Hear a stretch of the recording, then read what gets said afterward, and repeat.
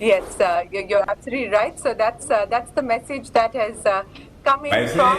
वैसे वैसे आत्मनिर्भर भारत के लक्ष्य को यदि हम हासिल करना चाहते हैं तो बिना लेवल प्लेइंग फील्ड ये दिए इंडस्ट्री को हम इस लक्ष्य को नहीं हासिल कर सकते। इस हकीकत को हम समझते हैं। I think we have a very special guest who's joined in. I can see the Prime Minister has joined in on this very special webinar. Rajnath Singh ji, आप कुछ कहना चाहेंगे?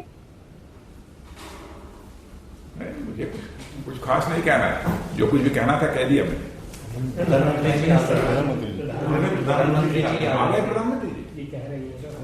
प्रधानमंत्री जी आ गए?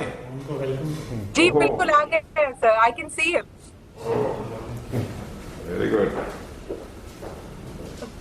मुझे बेहद खुशी हुई है कि ये हम लोगों का ये जो कार्यक्रम चल रहा है उसमें हमारे आदरणीय प्रधानमंत्री जी अभी सम्मिलित हुए हैं। सबसे पहले मैं रक्षा मंत्रालय, फिक्की और society of industrial defence manufacturers और इंडस्ट्री पार्टनर की ओर से माननीय प्रधानमंत्री से नरेंद्र मोदी जी का हार्दिक अभिनंदन करता हूं, उनका मैं स्वागत करता हूं। और मैं प्रधानमंत्री जी को बताना चाहता हूं कि आज की हमारी यह चर्चा बहुत ही फ्रूटफुल रही है और फ्रूटफुल के साथ साथ मैं कह सकता हूं बहुत ही इनकरेजिंग रही है।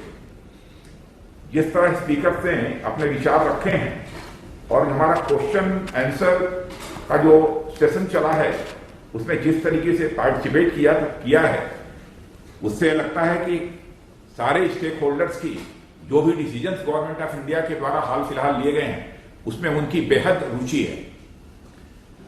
और मैं आप सभी को बताना चाहता हूं कि डिफेंस सेक्टर में इंडिजिनाइजेशन के लिए हमें हर कदम पर माननीय प्रधानमंत्री जी का पूरा सहयोग और सहयोग के साथ साथ मार्गदर्शन भी प्राप्त होता रहता है। डिफेंस सेक्टर में इंडियन कंपनीज की भागीदारी सुनिश्चित करने के लिए हाल ही में सरकार ने 101 आइटम्स की नेगेटिव लिस्ट जारी की है। इसकी चर्चा मैंने पहले की है और आप सबको जानकारी है। आने वाले समय में यह स्टेप इंडिजिनाइजेशन की दिशा में उठाए गए सबसे महत्वपूर्ण स्टेप्स में से एक साबित होगा।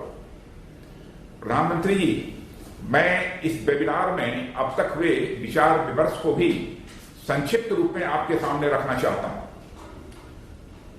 प्रधानमंत्री जी, आपके द्वारा दिए गए आत्मनिर्भरता के मंत्र के आधार पर डिफेंस सेक्टर भी इंडिजिनस मैन्युफैक्चरिंग के क्षेत्र में तेजी से आगे बढ़ रहा है और इस राह में आने वाली जो चुनौतियां हैं उन चुनौतियों और उनके संभावित उपाय, इन चैलेंजेस को मीट आउट करने के लिए और एकेडमिया के कोऑपरेशन और गवर्नमेंट और इंडस्ट्रीज के इनिशिएटिव्स और इस सेक्टर के रोड मैप पर विचार करने के लिए आज इस वेबिनार का आयोजन किया गया है।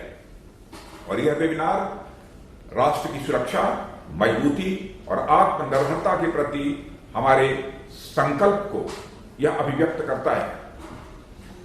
रक्षा मंत्रालय, फिक्की और society of industrial defence manufacturers द्वारा संयुक्त रूप से आयोजित इस वेबिनार में आर्म्ड फोर्सेस और इंडस्ट्री के सीनियर लीडरशिप, आईआईटीज के directors, startups, young innovators, entrepreneurs और मीडिया ने एक्टिवली इसमें पार्टिसिपेट किया है। और साथ ही भारत और अब्रॉड में स्ट्रीमिंग के माध्यम से 2000 से भी अधिक लोग इस वेबिनार के साथ जुड़े हैं, यह मुझे जानकारी दी गई। वेबिनार में सभी पक्षों के रिप्रेजेंटेटिव्स ने अपने विचार हम सबके सामने रखे हैं। डॉक्टर संगीता रेड्डी, जो फिक्की की प्रेसिडेंट हैं, ने इंडियन इंडस्ट्रीज की वर्तमान स्थिति और उसमें गवर्नमेंट इंटरवेंशन की आवश्यकता की तरफ ध्यान आकर्षित किया है। प्रोफेसर के विजय राघवन, इन्होंने principal scientific adviser government of India mister Vijay Raghavan ने आत्मनिर्भर भारत की लक्ष्य प्राप्ति में टेक्नोलॉजी और इनोवेशन की जरूरतों पर विशेष बल देते हुए इस क्षेत्र में और तेजी के साथ आगे बढ़ने की बात कही है। बाबा जन कल्याणी ने भी, जो एमडी भारत फोर्स के हैं, उन्होंने भी कहा है डिफेंस सेक्टर को एक असीम संभावनाओं से भरा क्षेत्र उन्होंने बतलाया है। और आत्मनिर्भर हो रहे भारत में इसे एक की सेक्टर के रूप में उन्होंने रेखांकित किया है।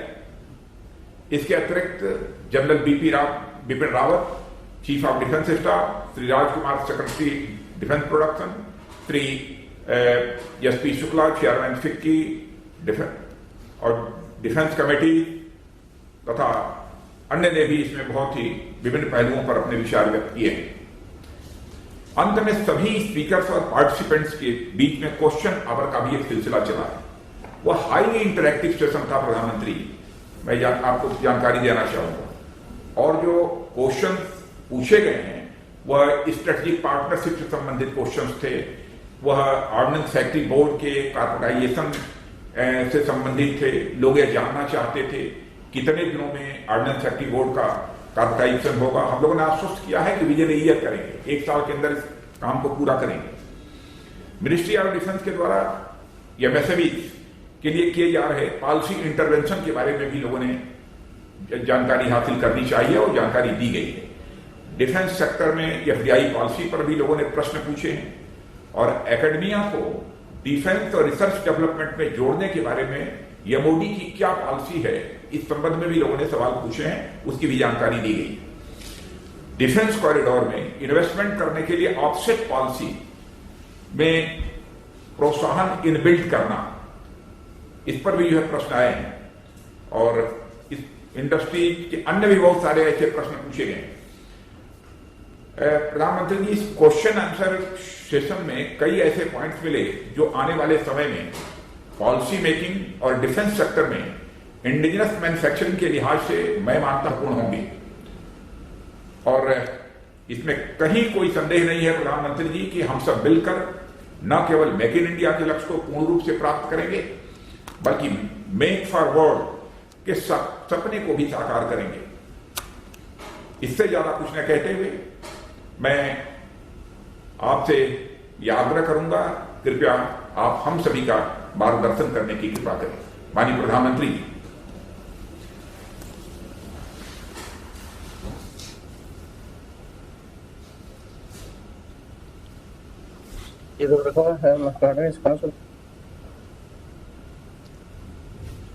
मंत्रिमंडल के मेरे सहयोगी श्रीमान राजनाथ जी,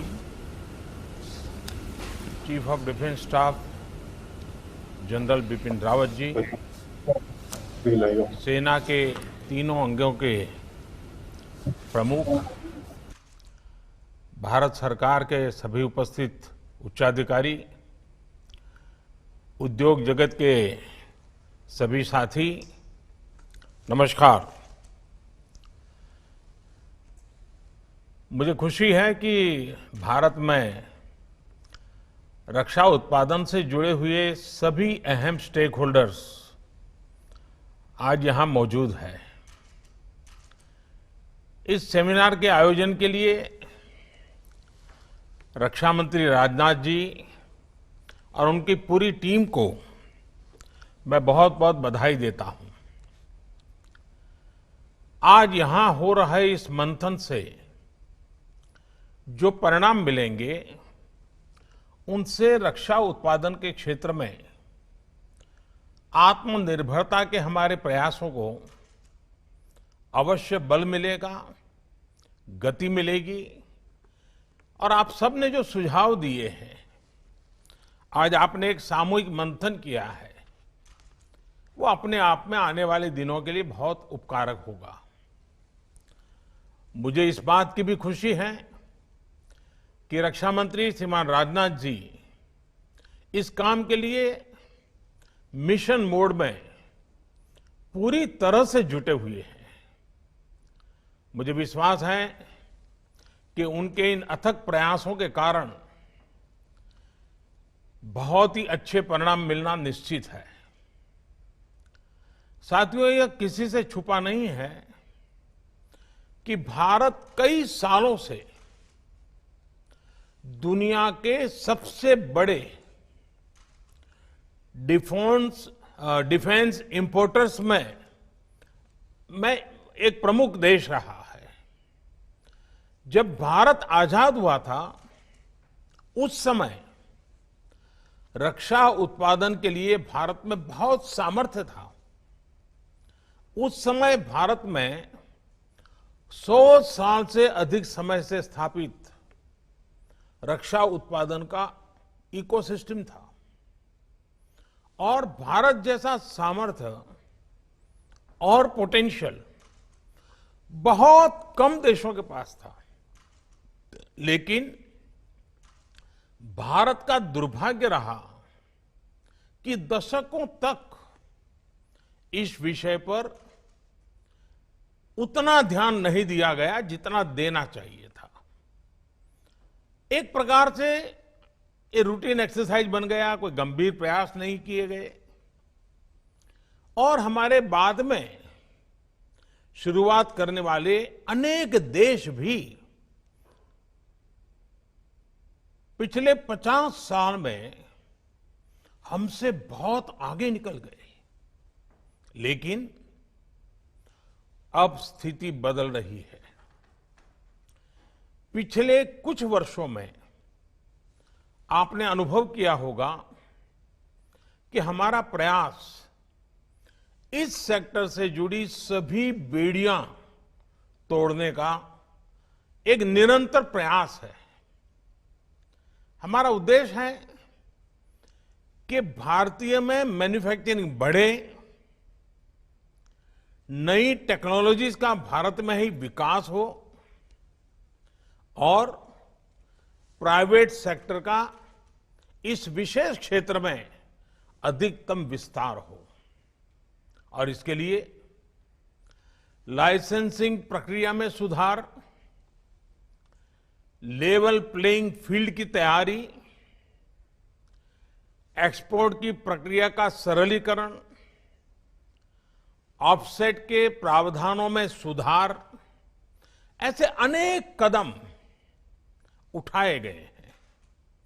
साथियों, मेरा मानना है कि इन कदमों से भी अधिक महत्वपूर्ण है रक्षा क्षेत्र में देश में एक नई मानसिकता हम सब अनुभव कर रहे हैं।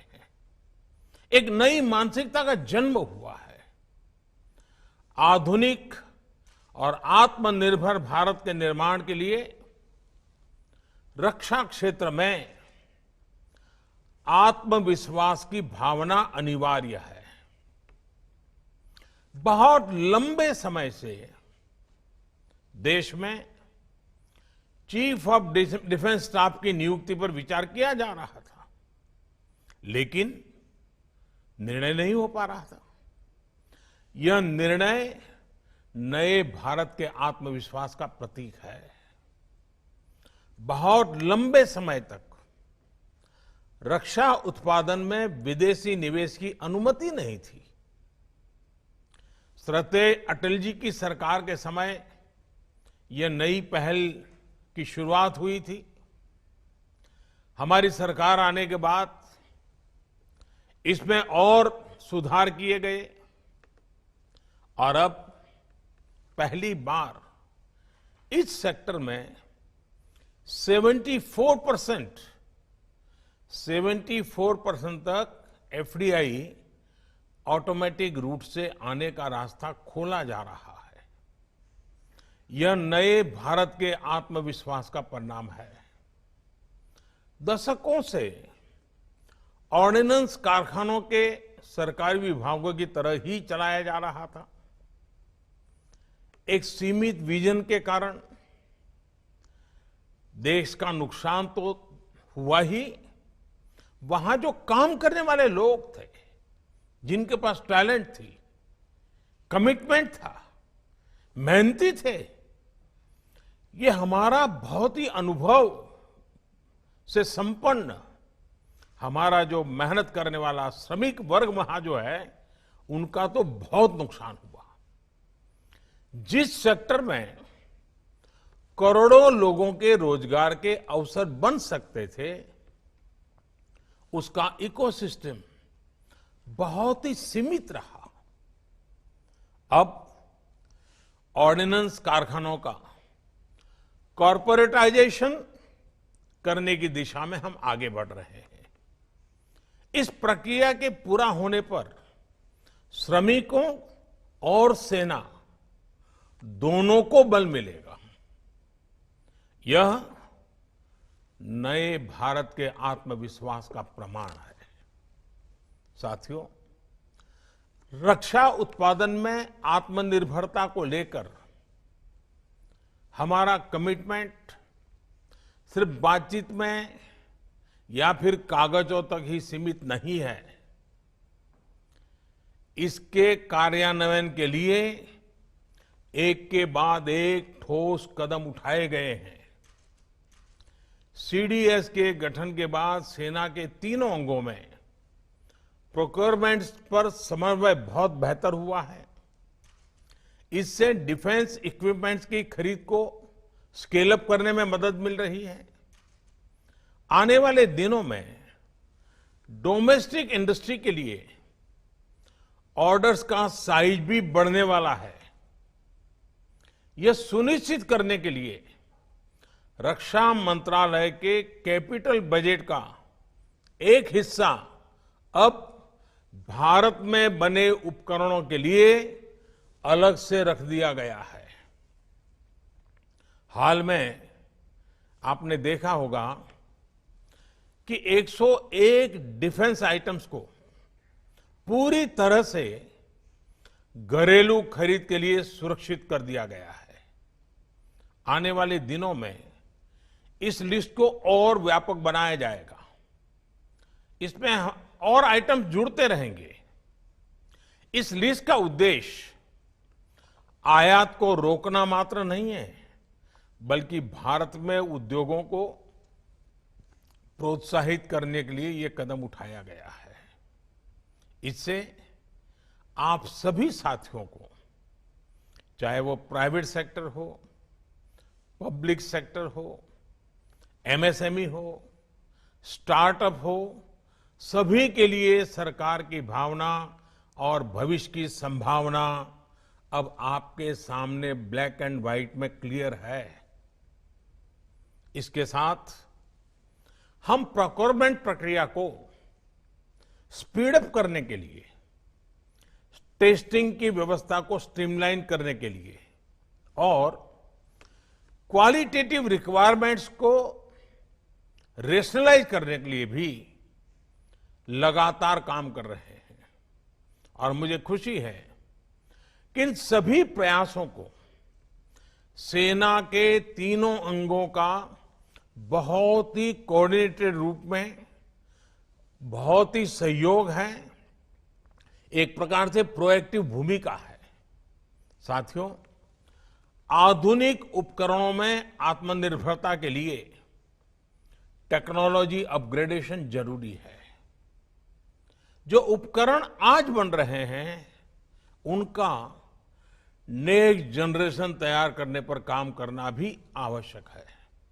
और इसके लिए डीआरडीओ के अलावा प्राइवेट सेक्टर में और एकेडमिक इंस्टीट्यूशंस में भी रिसर्च और इनोवेशन को प्रोत्साहित किया जा रहा है। टेक्नोलॉजी ट्रांसफर की सुविधा से हटकर फॉरेन पार्टनर्स के साथ जॉइंट वेंचर्स के माध्यम से को प्रोडक्शन के मॉडल पर बल दिया जा रहा है। भारत के मार्केट साइज को देखते हुए हमारे फॉरेन पार्टनर्स के लिए अब भारत में ही प्रोडक्शन करना सबसे उत्तम विकल्प है। साथियों, हमारी सरकार ने शुरू से ही रिफॉर्म, परफॉर्म एंड ट्रांसफॉर्म इस मंत्र को लेकर के हमने काम किया है। रेड टेपिज्म कम करना और रेड कारपेट बिछाना, यही हमारा प्रयास रहा है। ईज ऑफ डूइंग बिजनेस को लेकर 2014 से अब तक जो सुधार किए गए हैं उनका परिणाम पूरे विश्व ने देखा है। Intellectual property, taxation, insolvency and bankruptcy, यहां तक कि स्पेस और एटॉमिक एनर्जी जैसे बहुत कठिन और जटिल ऐसे जो विषय माने जाते हैं, उन विषयों पर भी हमने रिफॉर्म्स करके दिखाए हैं। और आप तो अब भली भांति जानते हैं, पिछले दिनों लेबर लॉज में रिफॉर्म्स का सिलसिला भी लगातार जो शुरू हुआ है, चल रहा है। कुछ साल पहले तक इस प्रकार के विषयों पर सोचा भी नहीं जाता था, और आज ये रिफॉर्म्स जमीन पर उतर चुके हैं। रिफॉर्म्स का यह सिलसिला थमने वाला नहीं है। हम आगे बढ़ते ही जाने वाले हैं, और इसलिए न थमना भी है और न थकना भी है। न मुझे थकना है, न आपको थकना है। हमें आगे भी आगे बढ़ते रहना है, और हमारी तरफ से मैं आपको बताता हूं, यह हमारा कमिटमेंट है। साथियों, जहां तक इंफ्रास्ट्रक्चर की बात है, जो डिफेंस कॉरिडोर पर तेजी से काम चल रहा है, उत्तर प्रदेश और तमिलनाडु सरकारों के साथ मिलकर state of the art infrastructure तैयार किया जा रहा है। इसके लिए आने वाले 5 सालों में 20,000 करोड़ रुपए के निवेश का लक्ष्य रखा गया है। एमएसएमई और स्टार्टअप से जुड़े एंटरप्राइज लीडर्स को प्रोत्साहित करने के लिए आईडेक्स की जो पहल की गई थी, उसके भी अच्छे परिणाम मिल रहे हैं।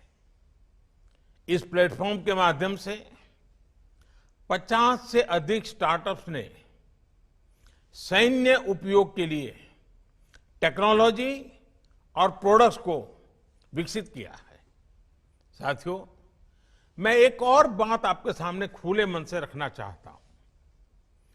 आत्मनिर्भर भारत का हमारा संकल्प इनवर्ड लुकिंग नहीं है। ग्लोबल इकोनॉमी को ज्यादा रेजिलिएंट, ज्यादा स्टेबल बनाने के लिए, विश्व में शांति के लिए एक सक्षम भारत का निर्माण ही इसका लक्ष्य है। यही भावना डिफेंस मैन्युफैक्चरिंग में आत्मनिर्भरता के लिए भी है। भारत में अपने कई मित्र देशों के लिए रक्षा उपकरण का एक भरोसेमंद सप्लायर बनने की क्षमता है। इससे भारत की स्ट्रेटेजिक पार्टनरशिप को और बल मिलेगा, और हिंद महासागर क्षेत्र में भारत की नेट सिक्योरिटी प्रोवाइडर की भूमिका और सुदृढ़ होगी।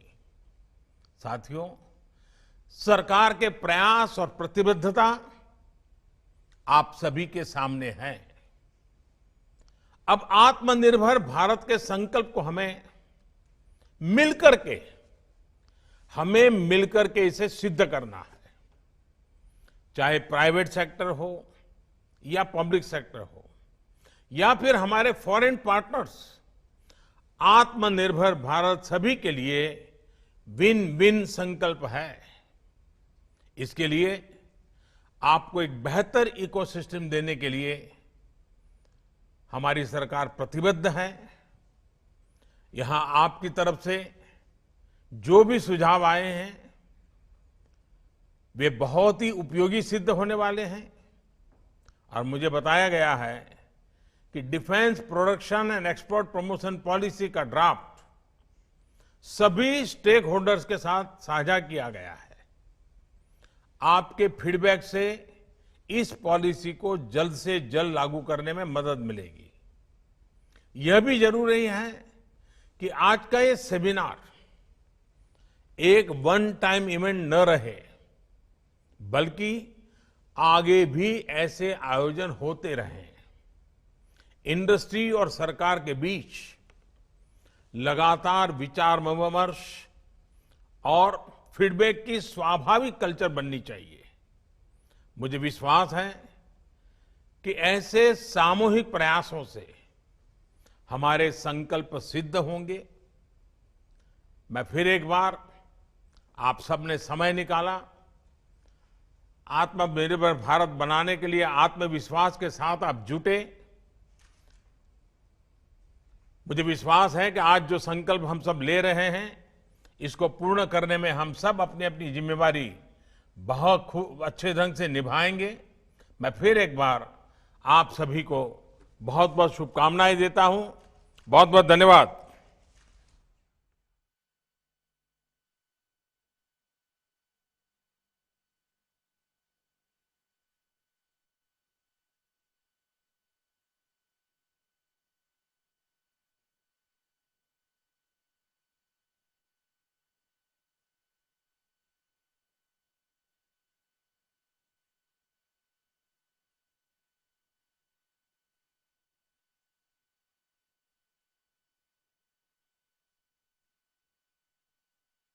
जी आए इसकी